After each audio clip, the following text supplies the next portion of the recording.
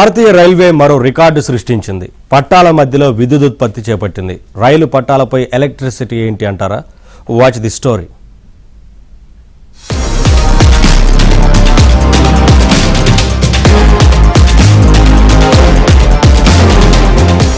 ఇది వారణాసిలోని railway track.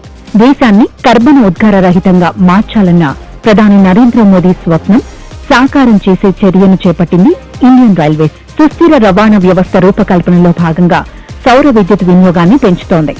ఇందులో భాగంగానే వారణాసి రైల్వే ట్రాక్స్ మధ్యలో ప్రయోగాత్మకంగా సౌర ఫలకాలను ఏర్పాటు చేసింది. వారణాసిలోని బనారస్ లోకోమోటివ్ వర్క్స్ కు చెందిన వర్క్ షాప్ లోని నెంబర్ 19 లైన్ లో వీటిని ఏర్పాటు చేశారు. దేశంలో ఇలాంటి సౌర ఫలకాలున్న తొలి నగరంగా వారణాసి అరుదైన గుర్తింపు సొంతం చేసుకుంది. ఈ విషయాన్ని రైల్వే మంత్రిత్వ శాఖ ప్రకటించింది.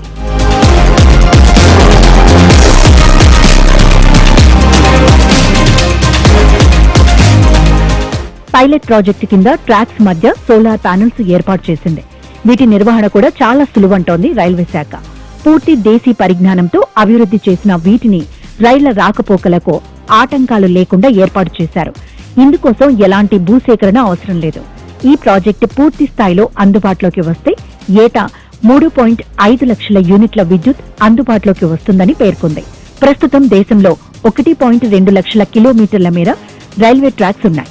ఈ నేపథ్యంలో దేశవ్యాప్తంగా ఇలాంటి సౌర ప్యానెల్స్ ఏర్పాటు చేయాలని రైల్వే యోచిస్తోంది. मेरे ख्याल से पूरे भारतवर्ष में ये पहला और अभिनव प्रयोग था. इसमें हम लोगों ने ये देखा कि भारतीय रेल के पास एक बहुत बड़ी किलोमीटर में रेल की पटरियां बिछी हुई हैं.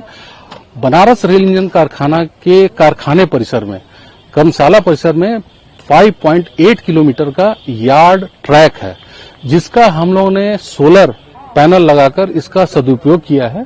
अभी पहले पायलट प्रोजेक्ट के रूप में आप देख रहे होंगे, जैसा कि आपने देखा होगा कि 70 मीटर ट्रैक में हम लोग ने 28 पैनल को लगाकर 15 किलोवाट का एक यूनिट है, जिससे लगभग हम लोग सूर्य की अगर रोशनी प्रॉपर मिल रही है उस कंडीशन में हम 67 से लेके 80 यूनिट प्रतिदिन हम पैदा कर पा रहे हैं. और अगर इसी को आप 1 किलोमीटर के उसमें रखें. ప్యానెల్ డిజైన్ కూడా సులభతరంగా తేలికగా తొలగించే సౌర ఫలకాలను అమర్చారు. రైలు ట్రాఫిక్ కు సైతం ఎలాంటి అంతరాయం ఉండదు. ఇది సక్సెస్ అయితే దేశంలోని అన్ని రైల్వే ట్రాక్స్ మధ్యలో ఈ తరహా విద్యుత్ ఉత్పత్తి చేయాలని భావిస్తున్నారు. జాతీయ రహదారులపైన ఇలాంటి సోలార్ ప్యానెల్స్ ఏర్పాటు చేశారు.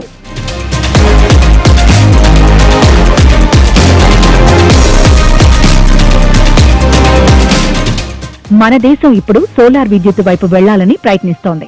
ప్రతి ఇంటి పైకప్పుపై సోలార్ ప్యానెల్స్ ఉండేలా చర్యలు తీసుకుంటోంది. విద్యుత్ ఉత్పత్తి కోసం బొగ్గుపై ఆధారపడటం తగ్గించాలని భావిస్తోంది. కరెంటు బిల్లుల మోత నేపథ్యంలో పునరుత్పాదక ఇంధన వనరులను వినియోగించుకుని విద్యుత్ అవసరాలను తీర్చుకునే మార్గాల అన్వేషణ నిరంతరం జరుగుతోంది. దేశం మొత్తం మీద వాడే విద్యుత్తులో భవనాల్లో వినియోగం 3వ వంతు కంటే ఎక్కువ. దేశవ్యాప్తంగా 2027 నాటికి 75,021 కోట్లతో సోలార్ రూఫ్ టాప్ సిస్టంలు 1 కోటి ఇళ్లకు అమర్చాలనే లక్ష్యంతో కేంద్ర ప్రభుత్వం పీఎం సూర్యఘర్ బిజ్లీ పథకాన్ని ప్రారంభించింది.